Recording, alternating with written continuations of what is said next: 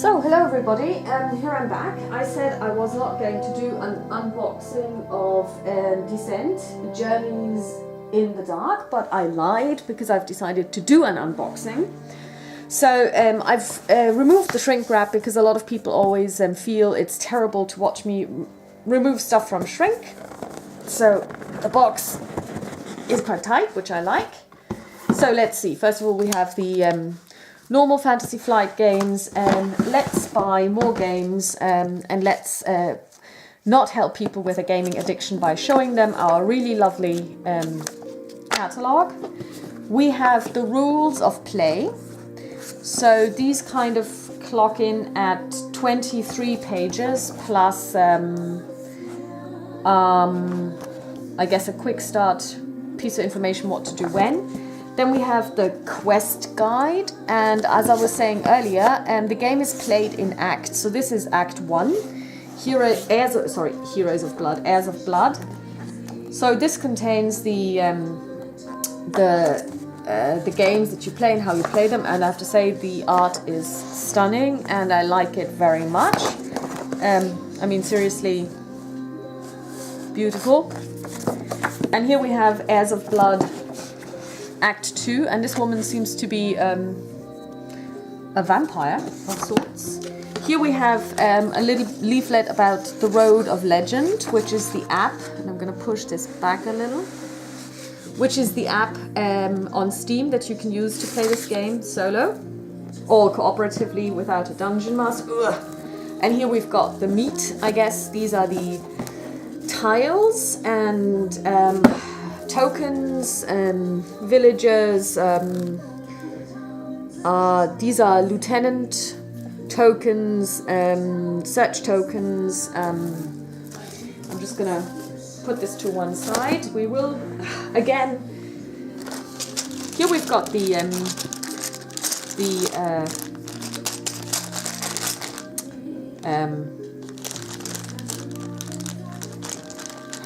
here we've got the dice. They are very different from the base game, so you can't use the ones from the base game. You've got two red power dice, 2 yellow power dice, 1 attack die, 2 grey defense dice, 1 black defense die, and 1 brown defense die. And you can buy the dice separately if you want a second set, which might be good, because if you lose them it's going to be really difficult to play, although I have seen apps. Here we've got the cards.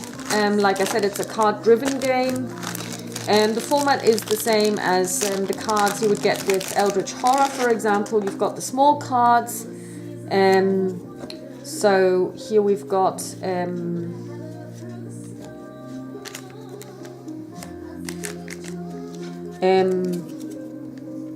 cards for different types of subclasses. This is the Berserker deck, and this is the Knight deck. So as you can see, these are both red. They've got red backs. This means that they are for the fighter class. Then here we've got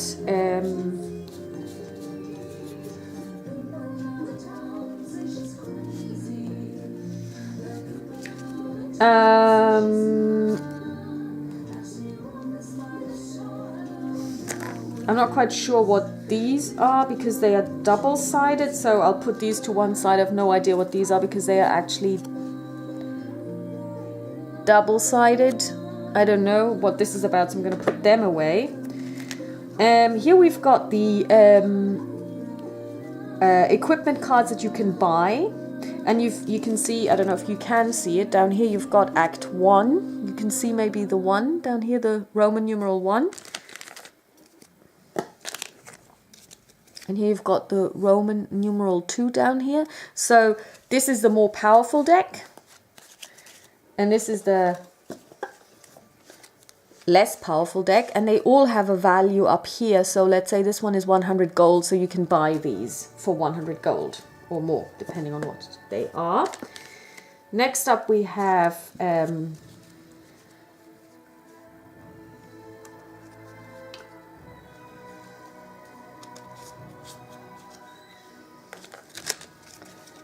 these cards, they are search cards. So basically when you come across a search token and you search, then you can draw from this pile. Here we've got the, I think these would be the condition cards.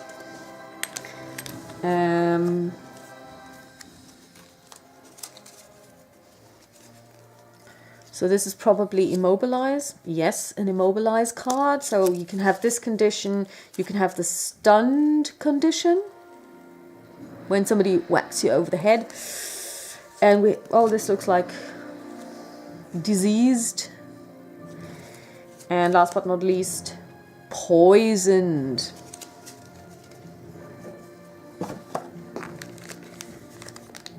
Then we have more cards for the classes. We have the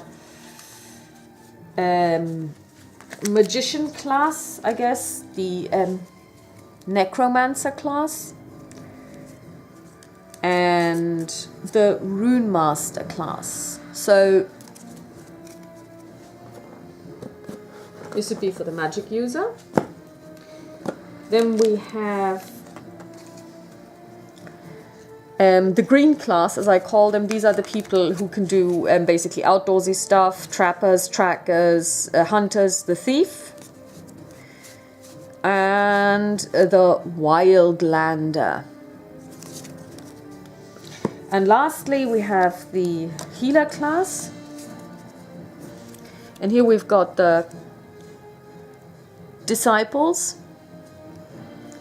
or the spirit speakers.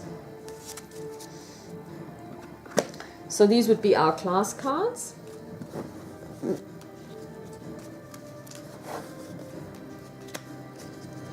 I'm going to put the cards over here, and these ones as well.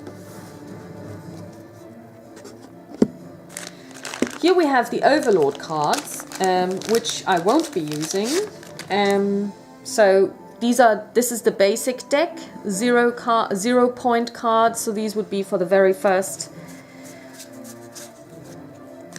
instance, and then you have here, like I said, the specializations in the base deck for the Overlord are Warlord and Magus, and also Saboteur, and Universal cards, which are probably for everybody, hence Universal.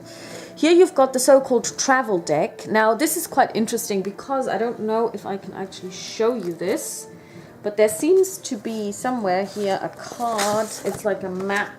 Oh yeah, this is the map of... okay, this is the second act map for the Heirs of Blood.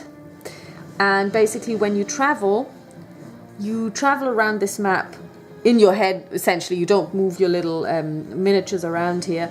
And then when you move around this trail, you come across different types of terrain, and then you draw cards and get travel events. So that's a really nice idea. It's a lot like Runebound, in fact, in this travel phase. Then we've got summary cards, which are helpful. And this is now the meat, or one of the pieces of meat. This is the monster card. So Splig is actually a lieutenant, so we're not going to look at him. Let's look at a normal monster. So you have plenty of lieutenants. Splig, Belthir, Baron Zachareth. And here we've got the monsters that come with the base game. We've got goblin archers, and you have two types of monsters. You have the minion monsters, whose stats you find up here. So this one has 5 movement, 2 health, and rolls a grey defense die. Here are things that they can do. They can scamper, they are cowardly. On a surge, they get +1 range or +1 damage, and they roll a blue and a yellow die when attacking. And down here, in the red color, you see the master monster. They have different stats. So we've got goblin archers, and again, you have different acts. Act 1, Act 2. I wonder if there's going to be an Act 3 released at some point. Zombies. Cave spiders. Woo, spiders. Woo. I hate spiders. Well, I don't hate them. I mean, I don't want them in my house, and I will throw them out, but I won't kill them. Bar guests. Etten, so two-headed giant type people, flesh molders, elementals, myriads, and lastly shadow dragons. So these are your monsters, so I guess it's about 10. I didn't count them. And then you've got plenty of lieutenants, so plenty of stuff here. So we'll put this to one side. But of course, this isn't everything. We also have our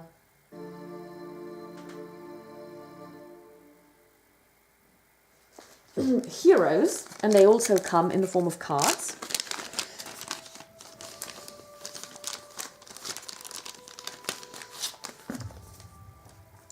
So this is the healer class. You can tell because he's got a blue emblem up here. This is Averick Albright. Here you see his main stats. His speed is 4. He has 12 health points. He has 4 stamina. He rolls 1 grey defense die when he gets attacked. His might is 2. His lore is 3. His willpower is 4. And his observation ability is 2.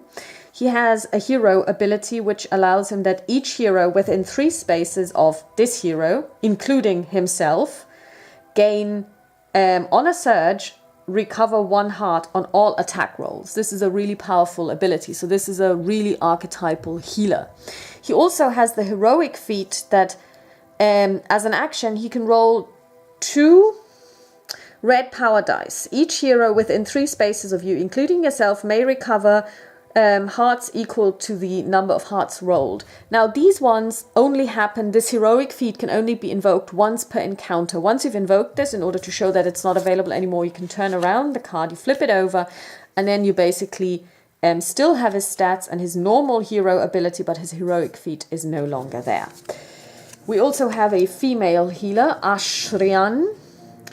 And she has the hero ability that when a minion monster begins its activation adjacent to her, it's stunned, which means it gets 1 less activation. And her heroic feat is down here as well. So I'm not going to go through all the cards. So female healer. Here we've got Grisbin the Thirsty. He's a dwarf fighter. Again, you see the red emblem up here. So this means he's a fighter, and he can become, what did we say, berserker or knight. In this base game, we have Cindrial. She's also of the fighter type. Jane Fairwood. She's the outdoorsy trapper tracker type. Tomble, outdoorsy tracker trapper type. The widow Tarha. She is a magic user, and lastly we have Leoric of the Book. He's also a magic user. So these are the heroes that come with the base game, and what I would like to point out is I'm really happy about the fact that they have female and male heroes, and I've seen the game played with all of these heroes at different times, and they're all equally powerful or equally crap in certain situations. So it's a really nice balance there. But of course, this wouldn't be Descent.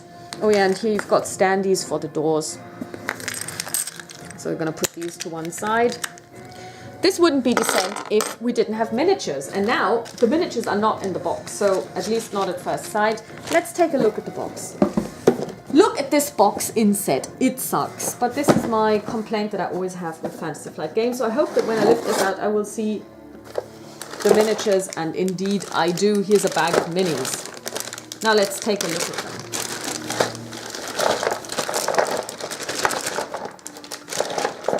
Some of these are actually quite huge. I would prefer to call them bigatures instead of miniatures. And they're not coming out. Here we go. Okay, so first of all, these grey ones are the heroes. They are actually quite large miniatures, way bigger than the miniatures that I've been painting for the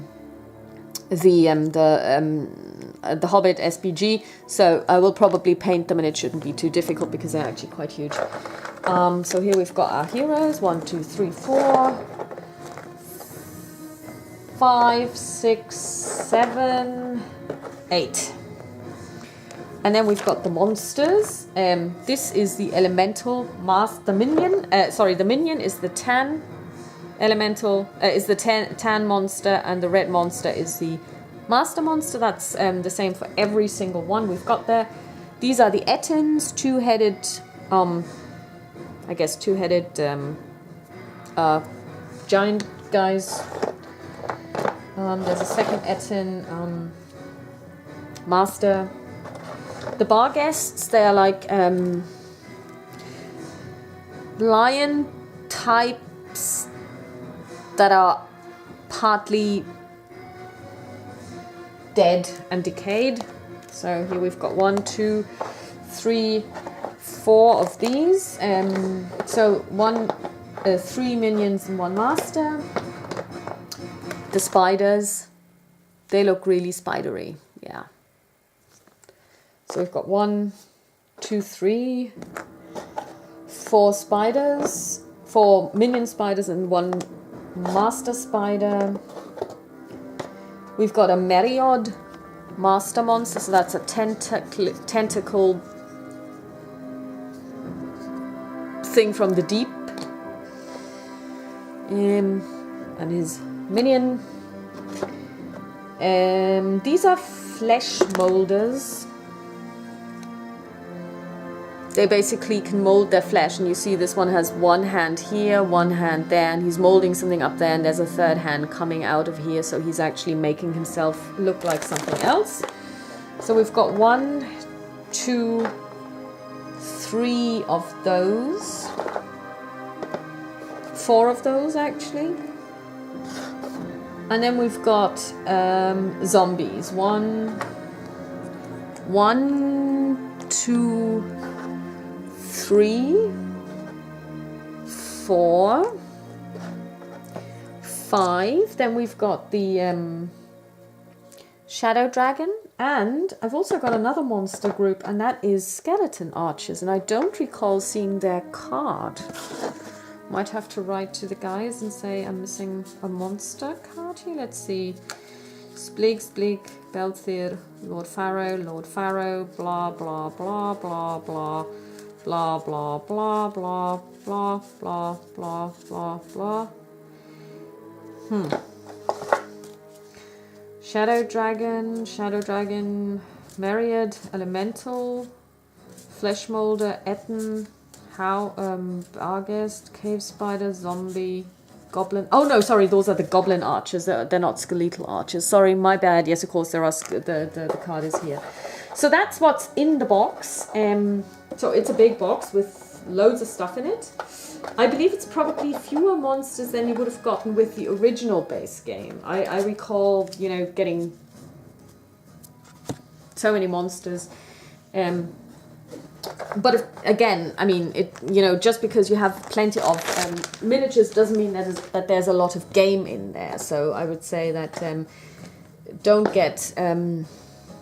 You can't say a box with loads of miniatures gives you more gameplay than a box with fewer miniatures. Because like with any game and every game, it's all about, in this case, the storytelling element, and that is all in the book. In the booklets with the stories that are being told. So I'm going to put these back because I also want to do a shrink rip of the tiles.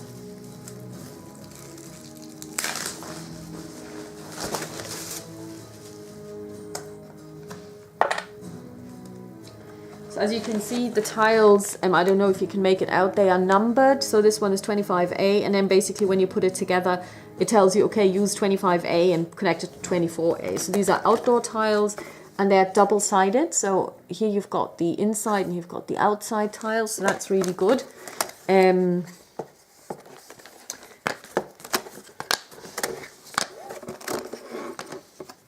here you've got all of these tokens which you use for life. These hero cards actually look to be the same size as the cards for Eldritch Horror, the investigator cards. So I might actually use the investigator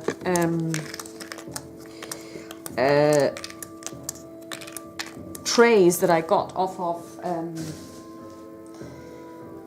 this company in Poland, E-Raptor. They're actually quite handy. I might use that instead of just putting them down flat on a surface. So yeah, I've got plenty of tiles. These are fatigue tokens, which you use to indicate that somebody has used stamina. So that is basically all. I mean, I'm going to now take all of these out of their sprues, but I'm not going to film that because that's as interesting as watching paint dry. So thanks very much for watching, and talk to you soon, and yeah, enjoy the rest of this lovely November day.